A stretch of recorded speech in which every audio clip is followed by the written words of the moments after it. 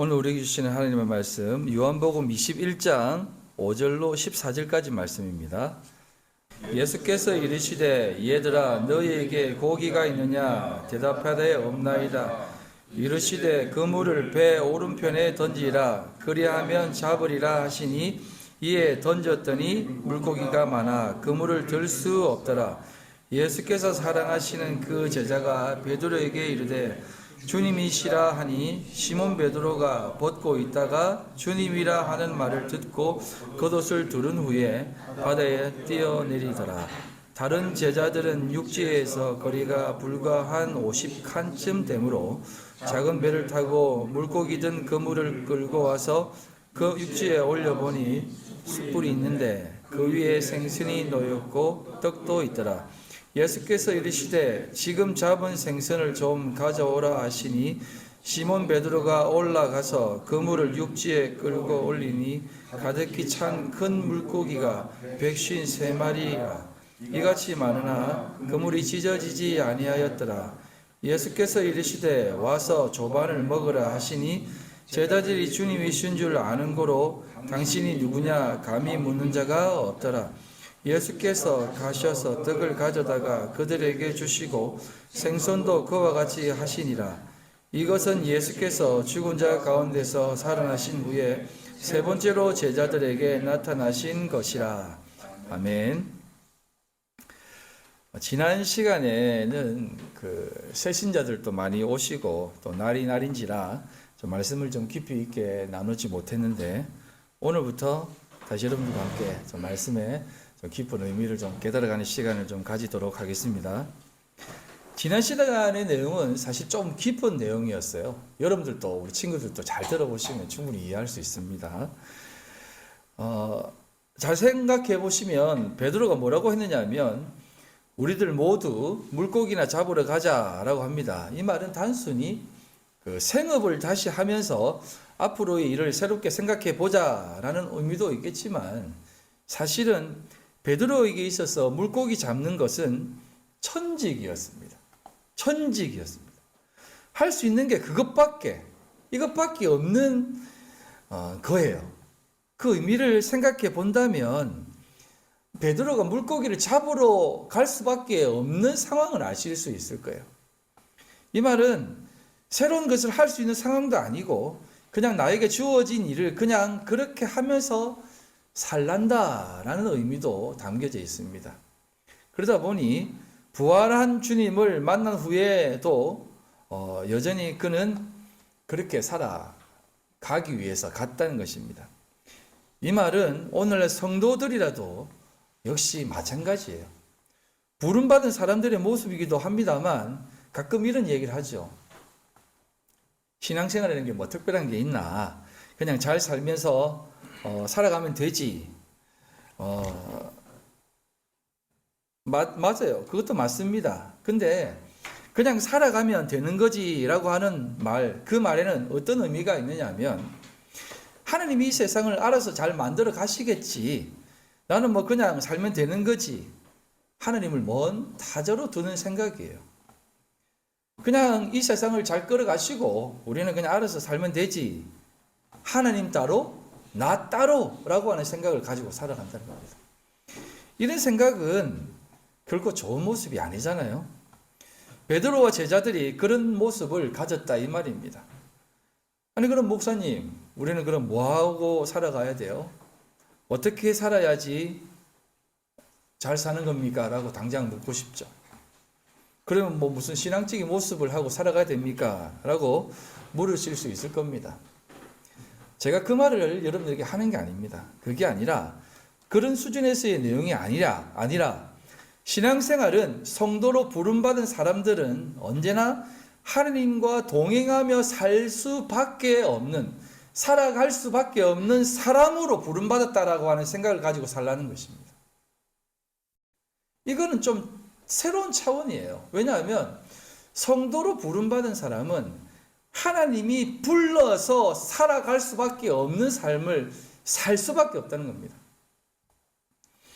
그래서 그럼 어떻게 동행해야 됩니까? 어떻게 동행해야 되는 거예요? 잘 들어보시기 바랍니다. 먼저 제자들이 다 갈릴리로 물고기나 잡으러 가자라고 하고 갔어요. 우리의 모습과 같죠? 목사님이 뭐라고 하시든 또 성경이 뭐라고 하든 그래 그거는 다 그렇지, 다 그런 일이지. 우리는 또 주일 잘 지켰으니까 그냥 주일 잘 지키고 한 주 잘 살아가면 되지 라는 마음으로 이 제자들도 그냥 갔어요. 안 그렇습니까? 똑같잖아요. 우리의 모습과 똑같아요. 말씀을 들어도 늘 그 말씀이 우리에게 크게 의미를 부여하지 못하잖아요. 성경을 읽어도 크게 다가오지 않고 그냥 TV 보면 감동적인 예화나 감동적인 내용을 보고 혹은 드라마에 어떤 감동적인 내용이 나타나면 울기라도 하지 설교 말씀 들으면서 눈물이 납니까? 그렇지 않잖아요. 그냥 우리가 주의를 잘 지켰다라는 그런 수준 아닙니까? 제자들도 늘 그랬습니다. 그러니까 제자들이 그런 모습으로 있는 것을 아시고 예수님은 어떻게 했습니까? 찾아가셨다 이 말입니다. 그게 일반 사람과 우리와 다른 모습입니다. 예수님은 그렇게 찾아가신 겁니다. 그렇게 찾아오셔서 우리에게 찾아오셔서 예수님이 제자들이 하는 그 행동들을 이렇게 물끄러미 바라보셨다는 겁니다. 바라보시면서 제자들이 하는 행동들을 참 이렇게 그 사랑스러운 모습으로 안타까움과 사랑스러움 그런 마음 아시죠? 그런 모습으로 바라보셨다는 겁니다. 그래서 제자들이 그런 모습으로 쳐다보니까 제자들은 그 예수님을 바라보고 어떻게 했습니까? 예수님 알아봤습니까? 못 알아봤습니다. 저분이 누구신가? 우리는 고생하는데 저 사람은 왜 우리를 저렇게 뻔히 쳐다보지? 라고 하는 생각을 가졌을 겁니다. 어떤 목사님이 그런 행동을 했잖아요. 거지처럼 이렇게 꾸며가지고 교회 앞에 앉아 있으면서 이렇게 앉아 있는데 그날 또 마치 비도 왔어요. 얼마나 추리합니까? 그걸 보면서 조금 맑은 사람이 있는가 하면 교회 들어가면서 그냥 예배 시간에 맞춰서 그냥 들어가는 사람들이 있고 어떤 사람은 좀 먹을 것도 주기도 하고 막 그랬습니다. 나중에 이제 예배 시간이 좀 지나서 그 사람이 딱 일어나가지고 누더기 옷을 입은 채로 강단에 딱 서는 겁니다.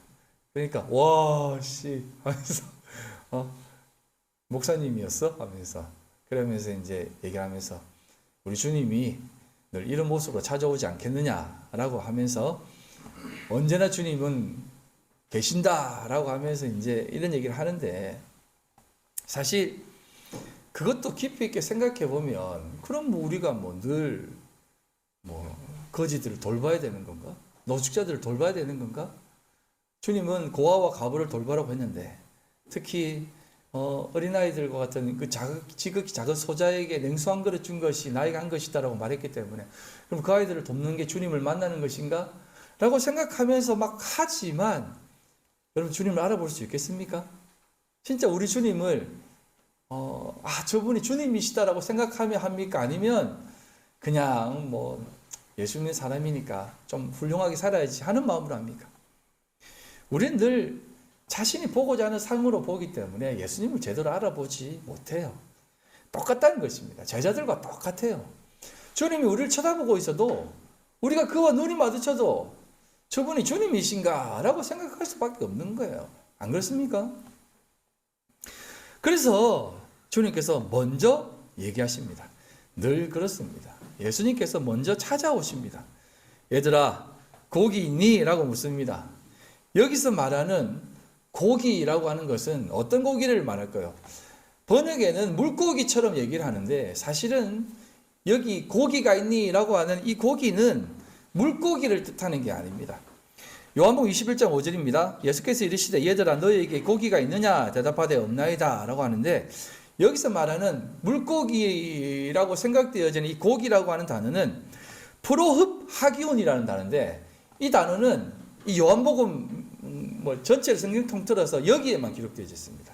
이것은 물고기를 뜻하는 것이 아니라 먹기 위해서 꼭 있어야 하는 함께 곁들여야만 하는 그런 기호식품을 말할 때 사용합니다.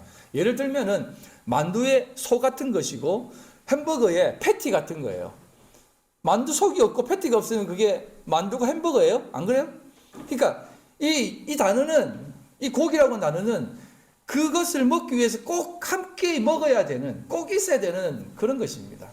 누가 그거 있어 하니까 이들 어떻게 합니까? 없어요라고 합니다. 그리고 사실 이 질문은 그냥 질문이 아니라 부정의 답이 돌아오게 하는 질문입니다. 너희는 먹을 것이 있니? 없지. 이렇게 묻는 겁니다. 예, 없습니다. 아무것도 없습니다. 그런 답을 알고 물어보는 겁니다. 예수님이. 너희들이 지금 물고기 잡으러 갔지만, 너희들이 지금 먹기 위해서 잡으러 왔지만, 그 먹을 거 있니? 너희들을 살리는 그게 있니? 너희들을 살게 만드는 그게 있니? 없다는 것입니다. 그들에게 있어야 할 참된 음식, 참된 먹을 것이 없다는 의미를 그들은 살짝 깨닫기 시작하는 겁니다. 그래서 예수님은 굳이 배의 오른편에 그물을 던지라고 합니다. 그리고 또 예수님은 제자들이 갈릴리로 가게끔 하십니다. 그리고 그들이 물고기를 잡으러 가는 것도 막지 않으셨다는 거예요. 제가 너무 풍자적인 해석인 것 같습니까? 여러분 성경을 볼 때 요한복음 특히 그 담긴 의미를 잘 보셔야 돼요. 그래서 이 모든 사건과 이 모든 일들은 하나님의 어떤 진리가 담겨져 있어요. 예수님이 이런 것들을 다 만들어 가게 하셨다는 겁니다. 부활한 주님을 만났는데 갈릴리로 가게 두었어요. 그리고 부활한 주님을 만났는데 물고기 잡으러 간다고 하니까 주님은 그냥 가게 내버려 두었습니다. 만약 제가 예수님이라면 어떻게 했겠습니까? 야, 이 나쁜 놈들. 내가 부활해서 지금 이렇게 살아났는데 너는 여전히 물고기나 잡으러 가니? 내 말을 듣지 않고? 하면서 혼냈을 것입니다. 가룟 유다만 마띠아로 바꾼 게 아니라 7명 딱 반았어 너희들. 7명 딱 반아서 내가 딱 그대로 다 갈아버릴 거야. 그러면서 우리 여기 앉아있는 친구들도 딱 7명 딱 제자를 다 바꿨을 겁니다. 딱 7명 앉았네요 지금. 예. 우지니까 8명이네요. 예. 역시 우리는 아이들도 참 부활의 의미를 담고 있습니다. 그런데 예수님은 그것을 원하시지 않으세요. 오늘 사는 우리들에게 가르치기 위해서 이 모든 상황을 준비시키신 겁니다. 보시면 갈릴리는 바다입니다. 성경에서 아래 바다는 언제나 죽음, 멸망을 상징합니다. 왜냐하면 노아의 홍수도 그렇고 풍랑이는 바다도 다 그것을 상징합니다. 요나의 사건도 마찬가지입니다. 그렇기 때문에 이 아래 바다는 다 죽음과 멸망을 상징해요. 그런데 이 바다에서 떠오르는 것이 있습니다. 무엇이 있습니까? 방주입니다.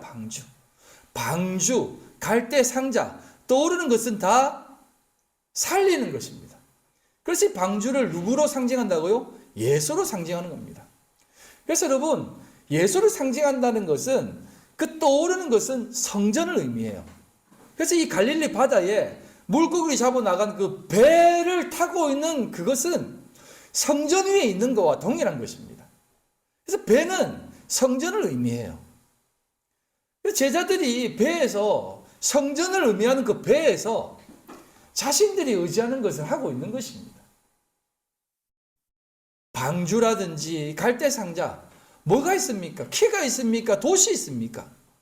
그냥 하나님이 함께 하셔서 이끌어가는 대로 가는 곳이거든요. 그래서 바다, 광야, 하나님이 이끌지 않으면 살 수 없는 곳, 그게 바로 바다인데 거기에 떠오르는 것이 배, 거기에 있는 것이 하나님의 사람들. 그러나 거기에 하나님이 계시지 않으면 아무것도 건질 수 없는 그것이 바로 배와 제자들을 상징하는 모습이에요.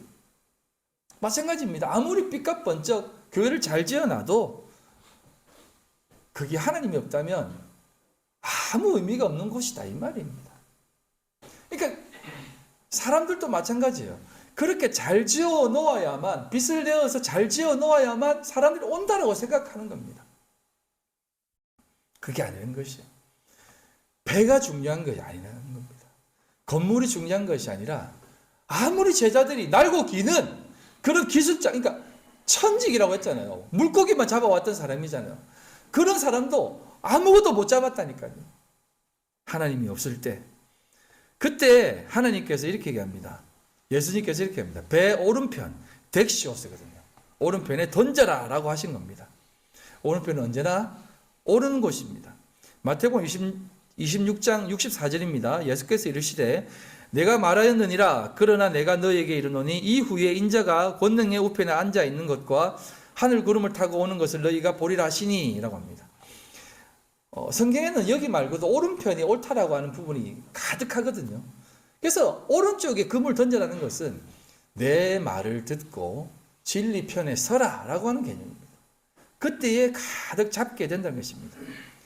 이게 그물이 찢어지도록 잡힌 물고기의 모습인 거예요. 은혜의 풍성함. 여러분, 하나님의 은혜를 가득 누려보셨습니까? 이 은혜의 풍성함은 누려본 사람만 압니다. 감당할 수 없습니다. 이 은혜의 풍성함은 그 따뜻한 온기와 그 사랑의 숨결은 정말 깨달으면 깨달을수록 너무 감사합니다. 여러분, 상세라는 단어 알죠? 상세는 뭐 어떤 부분이 또 다른 어떤 것으로 사라지는 것이 아닙니다. 사라지는 것을 말하는데 이 하나님의 은혜는 뭐 아무리 상세시켜도 계속해서 산소듯이 일어난다는 겁니다. 그래서 하나님의 은혜는 가장 귀한 거예요. 그래서 항상 하나님과 동행하고 그 귀하고 복된 오른편에 있으면 이러한 것들을 누리게 된다는 것입니다. 그 과정을 본 사도 요한은 베드로에게 이렇게 얘기합니다. 그렇게 말하는 분이 주님이시다 라고 말하니까 베드로가 어떻게 합니까? 요한복음 21장 7절 예수께서 사랑하시는 그 제자가 베드로에게 이르되 주님이시라 하니 시몬 베드로가 벗고 있다가 주님이라 하는 말을 듣고 겉옷을 두른 후에 바다로 뛰어내리더라 라고 합니다. 여기 보면 베드로는 벗고 있다가 라고 하는데 이 벗고라고 하는 단어가 김노스라고 하는 단어인데 이 단어가 어떤 의미냐면 그냥 벗고 있다는 개념이 아니라 헐벗고 있다라는 개념이에요. 헐벗고 있다. 다시 말씀드리면 헐벗고 굶주려 있다라고 하는 그 개념에서의 헐벗고 있다는 것이에요. 이게 요한계시록 3장 17절에 보면 정확한 의미가 있는데 요한계시록 3장 17절 내가 말하기를 나는 부자라 부여하여 부족한 것이 없다 하나 내 곤고한 것과 가련한 것과 가난한 것과 눈먼 것과 벌거벗은 것을 알지 못하노라 알지 못하는 도다 라고 할 때 여기서 벌거벗은 것이라고 하는 단어가 김노스인데 이게 이제 7교회 중에 하나인 라오디게아 교회에게 얘기하는 겁니다. 너희들이 지금 부유하다고 생각하지 풍성하다고 생각하지 하나님의 말씀이 정말 전해진다고 생각하지 하지만 사실은 너희들이 공고하고 가련하고 가난하고 눈멀고 통틀어서 헐벗어 있어 라고 하는 겁니다. 김노스라는 것입니다. 그러니까 이 눈이 멀고 있고 제대로 있지 못하는 그들의 모습 속에 있는 베드로를 얘기하는 것입니다. 베드로는 헐벗고 있었어요. 헐벗고 있으면서 물고기 잡으려고 나가 있었던 겁니다. 벗은 상태다 이 말입니다. 그런데 주님이시다라고 말을 딱 듣는 순간 베드로는 벗고 있다가 벗은 상태로 있다가 그 말을 듣고는 겉옷을 두른 후에 바다로 뛰어내립니다. 이게 뭐가 오버랩이 됩니까? 풍랑 속에 예수님이 걸어오시는 걸 보고 베드로가 제자 앞에서 한번 자신의 믿음을 시험코자 무리를 걷지 않습니까? 마태복음 14장 28절로 30절입니다. 베드로가 대답하여 이르되 주여 만일 주님이시거든 나를 명하사 물 위로 오라 하소서 하니 오라 하시니 베드로가 배에서 내려 물 위로 걸어서 예수께로 가되 바람을 보고 무서워 빠져가는지라 소리질러 이르되 주여 나를 구원하소서 하니 그때 주님이 말씀합니다. 왜 의심하느냐? 베드로는 주여 만일 주님이시거든 이라고 말씀하면서 이렇게 뛰어내리려고 준비합니다. 그때 주님이 그래 그럼 와봐라 라고 하는 겁니다. 근데 바람을 보고 무서워서 빠져간다고 하는 거예요. 베드로는 주님을 올바로 보지 못했다는 것입니다. 주님 맞아요? 그렇다면 나도 물 위로 좀 걷게 해주세요 라고 하면서 들어가니까 긴가민가하고 제대로 보지 못하고 벗은 상태의 모습으로 들어가는 겁니다. 그러니 빠져가는 겁니다. 바람이 보일 수밖에 없죠. 주님이 주신 그 진리의 옷이 없을 때는 바람이 보일 수밖에 없습니다. 그러니 빠져갈 수밖에 없는 거예요. 그런데 하지만 지금 베드로는 주님이시다라고 하니까 그 말을 듣고 주님이십니까? 라고 묻지도 않고 물에 뛰어들어갑니다. 베드로는 보고자 하는 것을 참으로 보게 되었거든요. 그게 어떤 모습이냐면 겉옷을 두른 후에 바다로 뛰어내리는 모습입니다. 여러분, 기본적으로 바다로 뛰어내리려면 옷을 벗고 뛰어내리는 게 기본이잖아요. 근데 왜 성경은 벗고 있다가 옷을 여미고, 이게 여몄다는 것은 딱 짜맨 모습이에요. 짜맸다는 게 아니라 이게 뭐래나 완전히 꽁꽁 이렇게 빡 이렇게 해가지고 절대 안 벗겨진 상태에서 물에 들어갔다는 것입니다. 겉옷 입고 들어가는 겁니다. 이젠 빠지는 것에 대한 두려움이 없는 것입니다. 왜? 주님이시니까. 여러분 어떻습니까? 주님을 따른다면 어떤 모습으로 따라야 되겠습니까? 여러분들은 이 세상을 살면서 무엇으로 살아갑니까?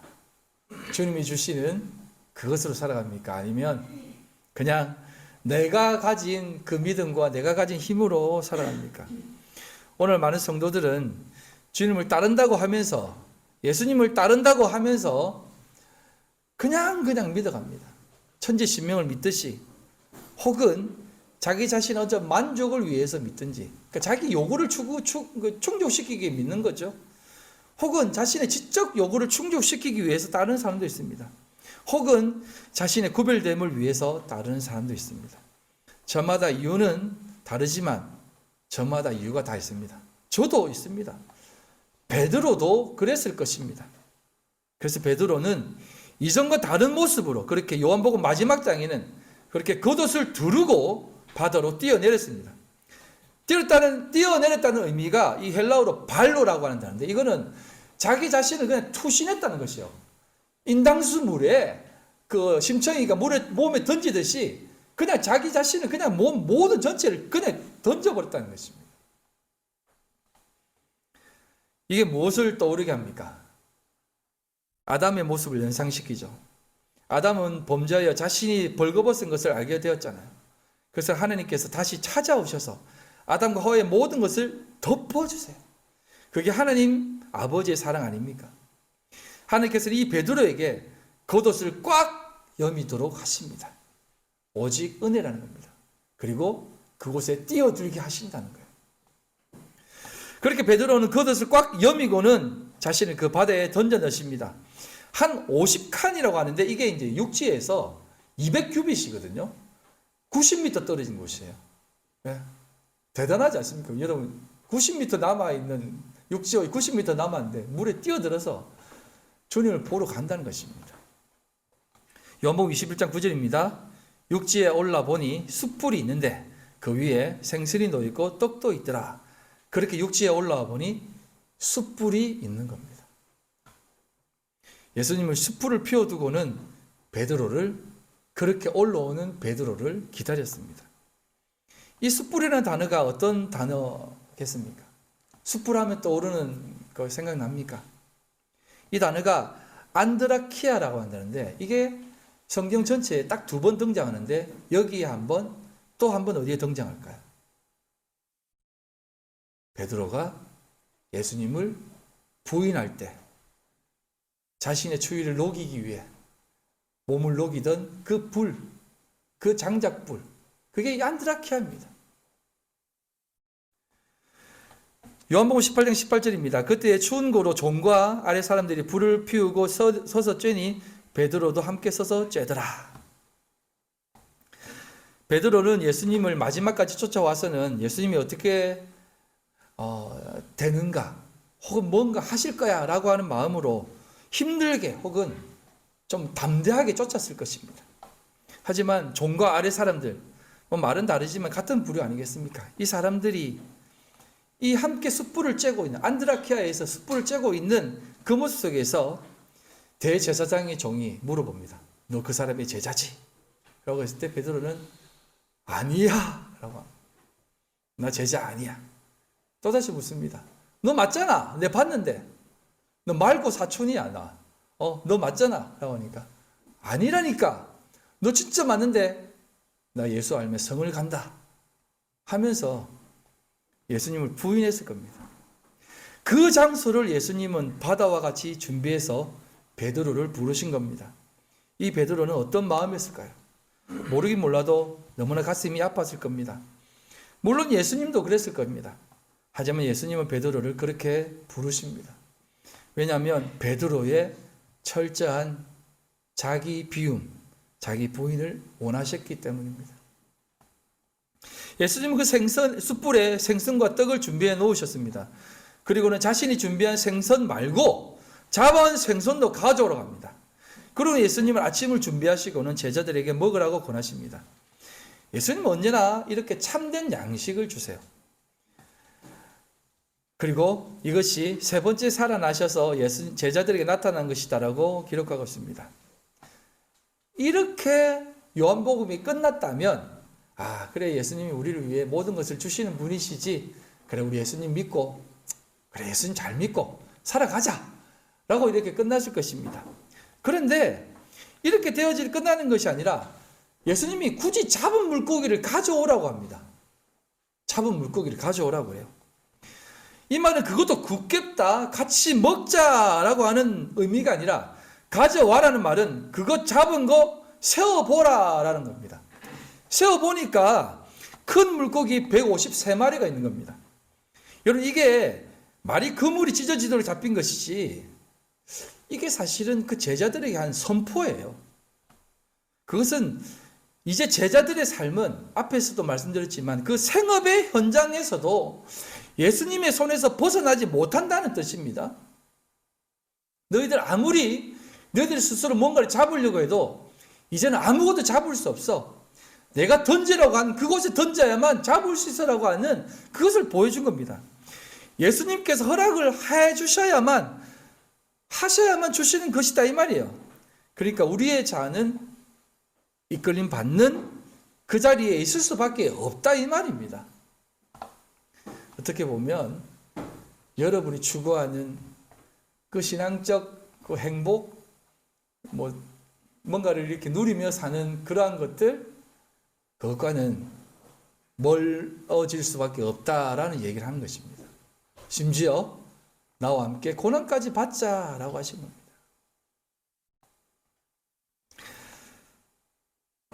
하나님께서 우리를 그렇게 몰고 가는 겁니다. 너희들의 일상도 이제 내 것이라는 겁니다. 하나님의 백성들은 애굽에서 나와서 홍해를 건너면 그 홍해를 헤엄쳐서 다시 못 따라갑니다. 뒤에서 문을 딱 닫아놓고 이제 과거로 가지 못하도록 단절시켜 버린다 이 말이에요. 여러분, 과거와 단절된다는 의미를 아십니까? 이게 어떤 의미냐면, 과거가 전제되어져야만 우리가 어떤 지점으로 향하는 희망의 방향성이 생기는 겁니다. 내가 과거에 뭔가를 준비하고 계획을 했던 그것으로 인해서 우리가 앞으로의 삶이 펼쳐지잖아요. 근데 과거와 단절되어진다는 말이 어떤 의미겠습니까?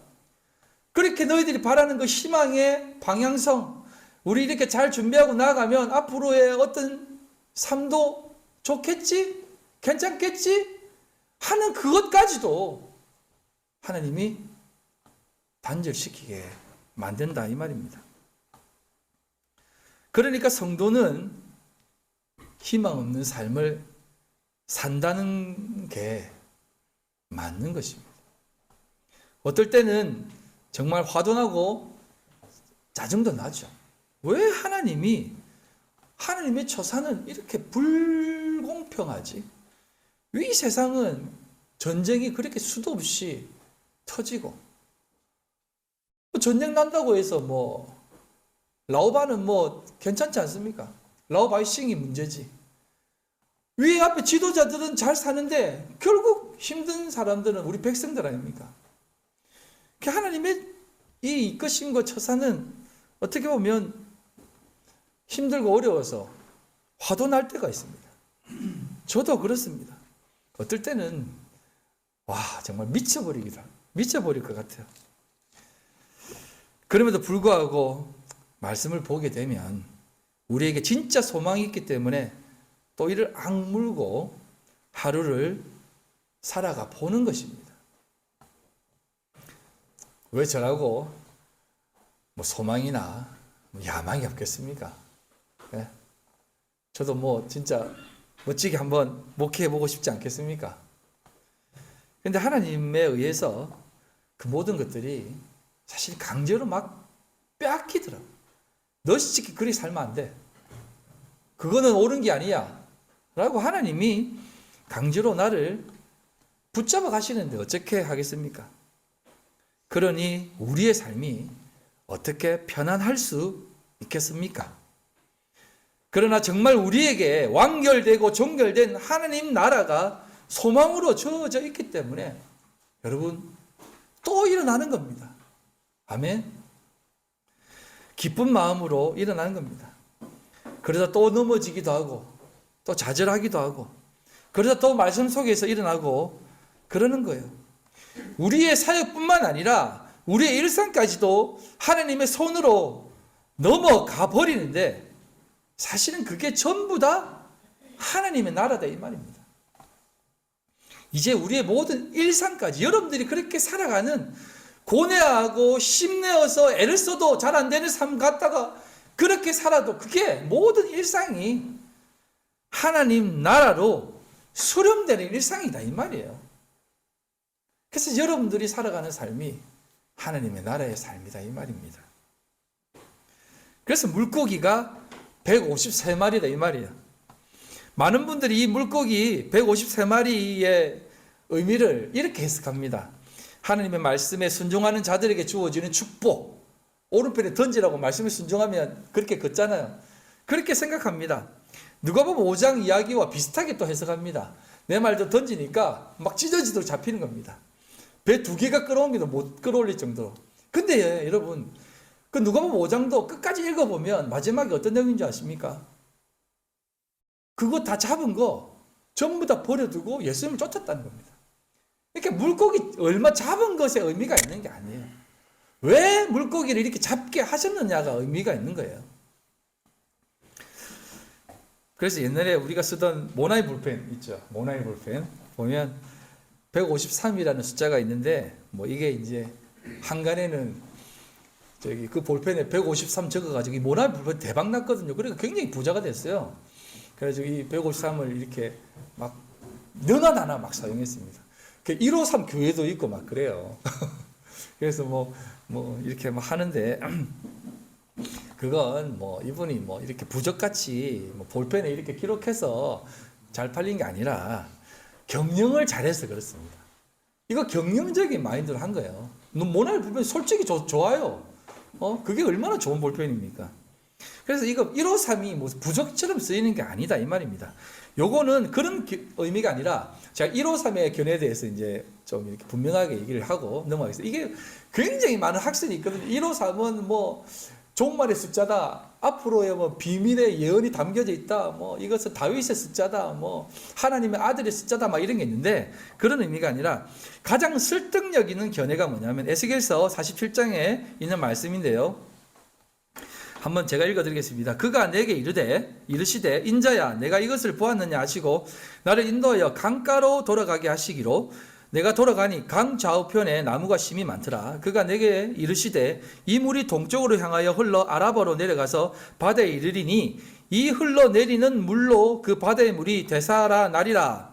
이 강물이 이르는 곳마다 번성하는 모든 생물이 살고 또 고기가 심히 많으리니 이 물이 흘러 들어가므로 바닷물이 살아나겠고 이 강이 이르는 각처의 모든 것이 살 것이며 또 이 강가에 어부가 쓸 것이니 엔게디에서부터 에네글라임까지 그물 치는 곳이 될 것이라. 그 고기가 각기 종류를 따라 큰 바다의 고기같이 심히 많으려니와 라고 합니다. 이게 이제 어떤 내용이냐면 에스겔이 환상을 봅니다. 성전 환상을 보는데 성전에서 물이 이렇게 쭉 나오는 겁니다. 물이 흘러내리는데 한 번 보니까 갑자기 발목까지 차고 또 말씀할 때 또 보니까 무릎까지 차고 또 물이 후 흘러가 허리까지 차고 이제 키를 넘겨버린 겁니다. 그 강이 흘러 바다까지 넘쳐나는데 그 강물이 닿는 곳마다 막 풍성함이 일어난다는 겁니다. 이게 이제 요한계시록 21장에 나와 있는 그 생수의 강에 모형화되어져 그려져 있는 내용인데 그래서 성전에서 물이 흘러나와서 만물을 소생케 하는 것인데 그 흘러내리는 강가에서 그물을 치는 곳이 엔게디에서부터 에네글라임이라고 하는데 그 히브리 당시 사람들은 그 숫자가 없었잖아요. 그래서 글자 자체가 숫자로 사용됩니다. 그래서 이 히브리 자음에 숫자를 대입해서 그걸 숫자로 썼는데 엔게디의 N은 그 접두어입니다. 접두어. 예. 그래서 게디라는 말을 이렇게 숫자로 만들면 17이에요. 그리고 에네글라임을 숫자로 만들면 153이라고 합니다. 이 17이 뭐냐면 1부터 17까지 다 더하면 또 153이 나와요. 이게 이제 게마트리아라고 하는데, 이게 막 글자를 가지고 이렇게 하는 건데, 이게 뭐 옛날부터 흥행 이렇게 막 왕왕 일어난 해석법입니다. 그래서 이제 이러한 견해가 이제 어거스틴도 주장했는데, 이런 견해를 정석으로 이렇게 받아들였지만, 조금 이제 석연치 않은 부분이 있습니다. 그게 뭐냐면, 요한복음을 보면 간혹 그 히브리어가 나오는데, 히브리어를 요한복음의 저자인 요한은 해석을 해줬습니다. 꼭. 왜냐하면 이 당시 그 유대인들은 히브리어를 전혀 하지 못했어요. 할 수 있는 사람은 그 진짜 그 성경 학자들만 몇몇만 알 수 있었어요. 그래서 왜 그러냐면 이 유대인들이 바벨론 그 포로 70년 기간이 있었잖아요. 그때 모든 사람이 히브리어를 다 잊어버렸습니다. 그리고 대부분의 사람들이 그 바벨론의 언어인 아랍어를 했고, 그 다음에 세계 만국 공통어인 헬라어를 했습니다. 그래서 아랍어, 헬라어를 했다니까요. 그리고 예수님도 설교를 아랍어로 했어요. 그래서 사실 헬라어와 아랍어를 같이 공부해야만 원어적 진짜 의미를 알 수는 있습니다. 그러는데 이 요한복음의 첫 번째 독자가 누구냐면 유대인이었습니다. 근데 유대인이 히브리어도 잘 모르는 유대인들에게 굳이 이런 비밀스러운 얘기를 적어가지고 이렇게 전했겠습니까? 아니다 이 말입니다. 그래서 이것은 약간 오해가 있지 않았는가라는 생각을 해봅니다. 그래서 초대교부인 그 초대교회 교부를 잠깐 설명드리면, 초대교회에 사도들이 있었잖아요. 그 사도들의 제자는 교부입니다. 그러니까 속사도라고 해가지고, 그래서 사도 그 다음에 제자들이 속사도, 교부들인데 그 뒤에부터는 교부라는 말을 붙이지 않습니다. 교회 아버지라는 뜻이거든요. 왜냐하면 사도와 속사도까지는 어떤 그 정통성이 있고, 그 다음은 다 그냥 고만고만하다라는 그런 의미로 이렇게 하는데, 아무튼 거기에 오리겐이라는 사람이 있습니다. 유명한 그 신학자인데, 이 사람이 이런 얘기를 했습니다. 오리겐에 의하면 당시 히브리 사람들은 모든 물고기의 종류를 153종류로 이렇게 연구했대요. 그 당시에 연구한 물고기 종류의 수입니다. 그 당시에 물고기 종류는 몇 종류다? 153종류.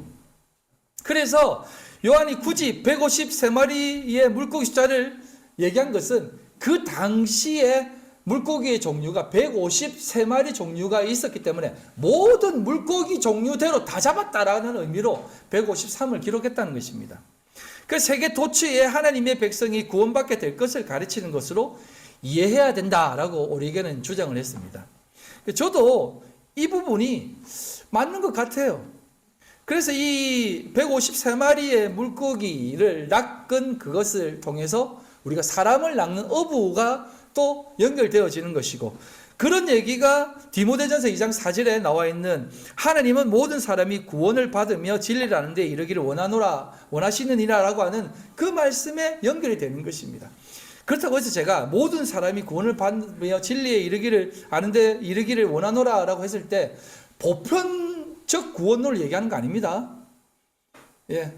그러니까 하나님은 만민 전부 다 구원받기를 원한다라고 하는 것에 또 이렇게 생각하면 안 돼요.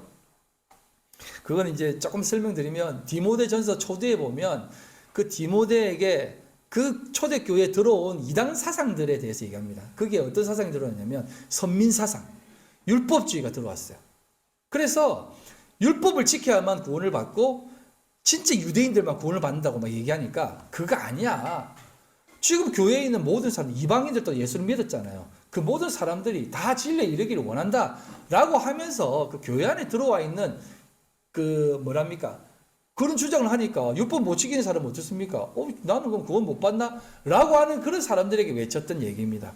아무튼 그래서 물고기가 153마리가 잡혔다는 것은 이제 세상으로 나가 세상을 건지는 일에 동참해야 할 하나님의 백성들에 의해 건져질 이 세상의 모습, 그것을 기대하며 또 바라며 명령하며 말씀하신 것이다라고 한다는 것입니다. 그래서 여러분, 우리가 단순히 신앙생활은 복받자라고 끝나는 것, 하나님이 다 채워주신다라는 것으로 끝나는 것이 아니다 이 말이에요.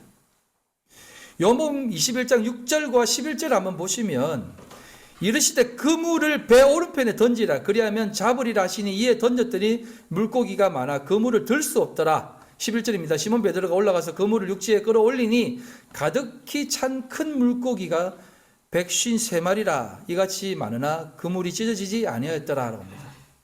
자, 보시면 끌어올렸다라고 하는 이 단어를 두 번이나 사용하는데 이게 헬라어로 헬퀴소입니다.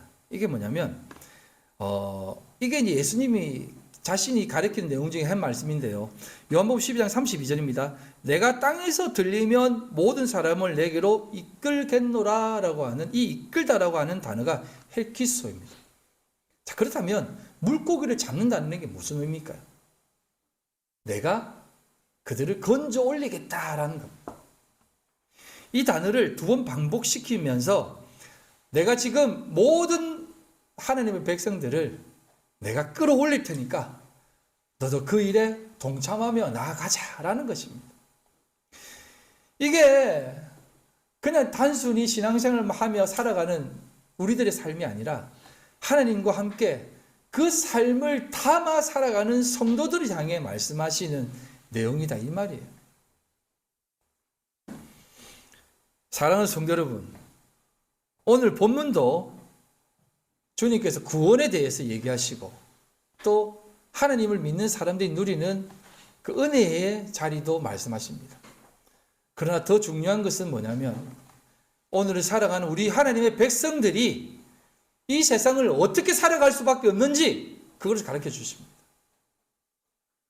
물고기 153마리를 잡게 하신 것은 우리 성도들에게 그런 삶에 너희들의 삶이 귀속될 것이다라는 것을 가르쳐 주시는 겁니다.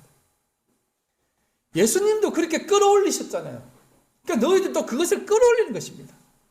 근데 예수님이 어떻게 우리를 끌어올리셨습니까?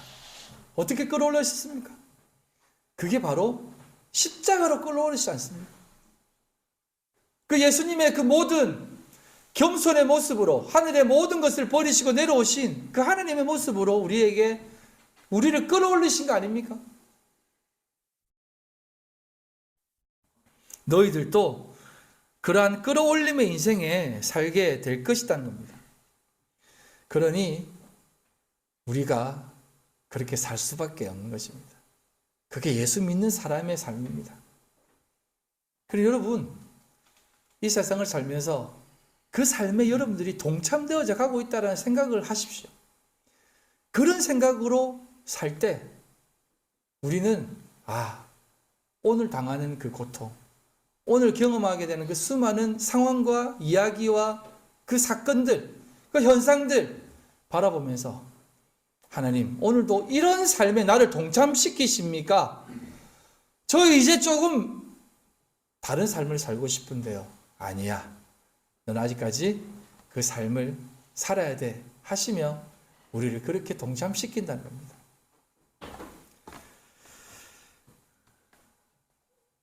우리의 인생은 때로는 무너지는 삶을 살 수 있습니다. 때로는 지키고 털리는 삶이 될 수 있습니다. 근데 그게 하나님이 우리 속에서 일하시는 삶입니다. 하나님이 갈릴리를 준비하시고 숯불을 준비하시고 물고기를 준비하셔서 우리에게 그것을 가르쳐 주시는 겁니다. 그러니 더 많이 털리십시오. 그거 다 비워지고 하나님이 가득 찬 참된 성전이 되어 가시기를 주님의 이름으로 간절히 소망합니다. 하나님 아버지 감사합니다.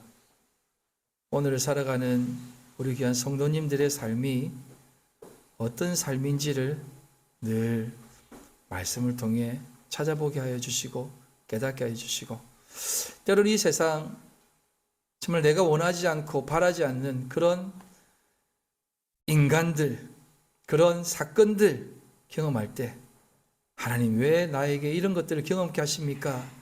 라고 하는 그 질문 속에서 하나님 오늘도 내가 다시 한번 비워집니다 라고 하는 그 고백으로 하나님 나라를 만들어 갑니다 라고 하는 그 고백 속에서 오늘도 살게 하여 주시옵소서.